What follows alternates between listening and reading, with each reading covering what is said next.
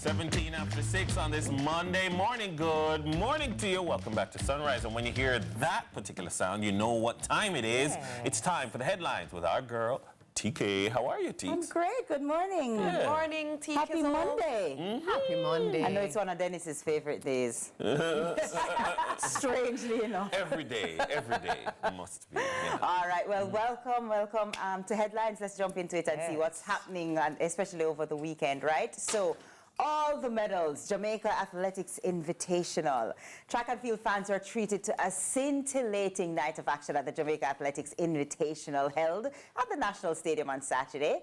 In the women's 100 meters, Ivorian Marie-Jose Toulouse-Smith produced a brilliant performance as she clocked 10.91 seconds to win the event. The Jamaican pair of Crystal Slowly and Kemba Nelson were second and third, respectively. In the men's 100 meters, it was a 1-2 finish for Jamaica. Julian Ford clocked 10.02 seconds to win the event ahead of Akeem Blake, who also registered a similar time. USA's Brandon Hickling rounded off the medal placings, and for the women's 200 meters, Great Britain's Dina Asher-Smith produced a scintillating run to win the women's 200 meters in a time of 22.51, with third going to Jamaica's Lene Thomas. Woo. Yeah. Listen, taste the season. Yeah. We're getting into it. We're getting ready for Paris and that kind of thing. But what I really like is the prominence of this meet. Yes. Jamaica and its sporting culture, Jamaica and its athletics culture deserves a top meet. And I hope that we get to the point where it is a Diamond League event, like a proper Diamond League event where, I mean, the best of the best will want to come. And it means that, I mean, whether it's about, I mean, we don't have the stadium size as some of the others, but we do have the pool, the culture, we have, the excitement, the track in and of itself is historic. And so, I mean, when I saw, I was out of town, when I saw a good sized crowd, I felt good about it. And also, lots of the things that were going around in terms of the sidebar, you're like, I see what's going on. So I saw Sha'Carri in the stands. What did you make of that? Sha'Carri was here as well, taking it in. She was actually in the bleachers, which I really liked. So people got to, rub shoulders with her a bit. I definitely, with it being an Olympic year, I think everyone is on high alert. And what I love on the back of what Dennis said is the names that were here are big names. These are the names who are going up against our champions, you know what I mean? I feel very bad for Talou because I love Talou because Talou unfortunately has come at a time where we've just had such dominance because she really deserves to be on the podium every single time, but unfortunately she's often fourth because we have the treble going on, you know what I mean?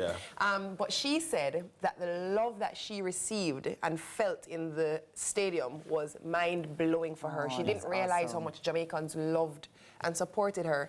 And Dina Asher-Smith said the same thing. Well, the crowd erupted when they announced her when she lined up for her 200 meters. And Dina was right there with Elaine and Shelley and in previous World Championships.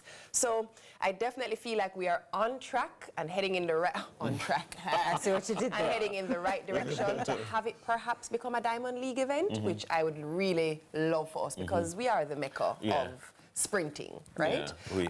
I did see, though, I'm just going to say, I don't know what's happening there, but I did see Sha'Carri give a hug to the Francis brothers from MVP. I saw her. I don't know if there's something in the making. Who knows? Stay tuned to CVM. You'll see what's happening.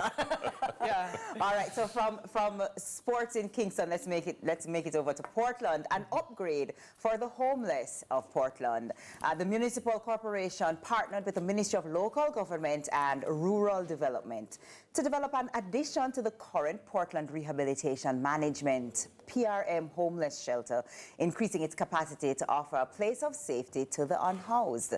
Councillor for the Port Antonio Division, Dexter Rowland, says the shelter will bring great benefit to the parish.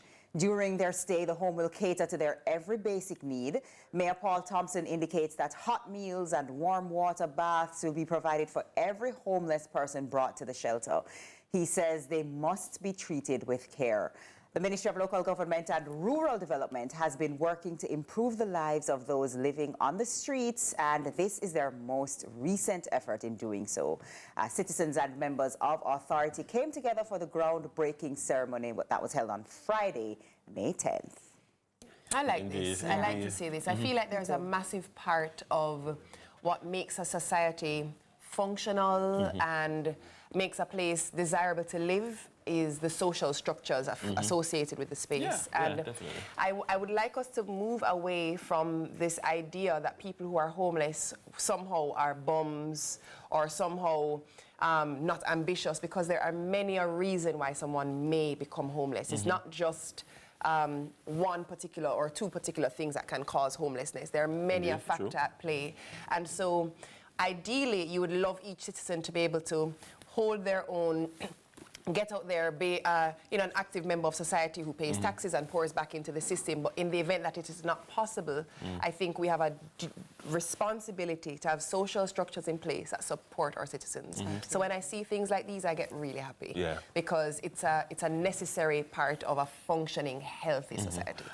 To add to that, I would say that it is an important indicator of development. It is an important indicator of the state of a society, how it treats the less fortunate, how it treats persons who don't have, how it treats the poor. And so, I mean, in every society that you can think on this earth, there are homeless people. But some societies manage that reality better than others. And, you know, kudos to the ministry and kudos to the local authorities in Portland for what they're doing. But at the end of the day, we have to, we judge ourselves by how we treat picnic old people and animals and the homeless as well. Absolutely. So hopefully we get to see this spreads throughout the entire island. That would be great. So last up, Monte Bay's Step Up program aims for a clean future.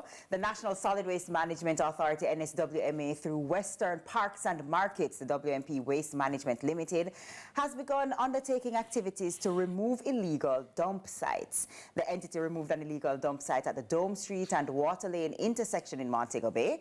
Among the fastest growing urban centers in the English-speaking Caribbean, Montego Bay has been witnessing a proliferation of illegal dumping sites, a phenomenon that's being addressed head-on by the St. James Municipal Corporation, who on May 10th officially launched the Montego Bay Step Up program, which is aimed at enhancing environmental protection and urban public order. Mayor of Montego Bay and chairman of the St. James Municipal Corporation, Councillor Richard Vernon, said the initiative aims to address the pressing issues of solid waste accumulation, damaged infrastructure, unlicensed businesses, and other challenges faced in the area. And he added that the program will utilize a multifaceted approach that integrates strategic planning, community engagement, and targeted interventions. So, I'd love to see some research done to establish several things. For instance, why there? What is it about that spot? Is it a spot of convenience that several people have chosen to converge on that spot to dump things? What is it about the availability of legitimate garbage scapes and stuff like that? And can we get more regular collection in those spaces? So can we put in place the systems and manage those systems so that we don't have a recurrence? Because that eyesore might be telling us that there is a broader social problem. But also, you know, there's this thing called broken windows theory. If you take care of those places, you will fix other problems. Because people see 5 people throwing their garbage there, they'll think, oh, this is a good place, I can throw garbage. But if there's no garbage there, people will hold their garbage longer because nobody throws their garbage around here, so I better hold it. You know? But if we create a society where you can just dash things on the ground, yeah, man, you bet your bottom dollar people are going to dash things. Okay, a random thing just crossed my mind. I'm going to see if any of the two of you know the answer to this. Just because we're discussing this, what do you do with old mattresses? How do you dispose of those? I don't know. Let's ask our Sunrise community. Let's ask our Sunrise community. What do you do with old mattresses? Yeah. Audley Gordon, what do you do with old mattresses? That's a good question. Isn't it? Yeah. That's a good question. Also, what do you do with old fridges? Because I often see them washed down in the gully. yeah. But what do you really do with are you these supposed to do? oversized items? Genuinely, what do you do with these oversized you items? should not be destroying certain things, because it will release chemicals Yeah. into the, Yeah. Yeah. Well, Well, we'll research. We'll do some research. There is an answer to the There question. is. And you know the right person is on it. Madam Producer Natasha. I know you solve all problems. Tell us so we can tell the people. We'll definitely get some research on. But it's a brand new week, which means it's a brand new Sunrise Community Challenge. Who's ready? So this week, you'll be tasked to guess the CVM original show. So each day, we'll share a blurred image of a CVM original, and we'll be calling 2 lucky Sunrisers on Friday to guess the original for a chance to win $25,000. But of course, you must be a part of the Sunrisers community, so go to our social media pages and click the link in our bio now. If you're not on social media, you can send us a WhatsApp message at 876-833-0897. All right, Like that's it for the headlines for this morning. And when we return, we'll step into the Ghetto Cuisine Junior Competition. Whoop, whoop. You don't want to miss I see this what you one. did there. Sugar. Sugar.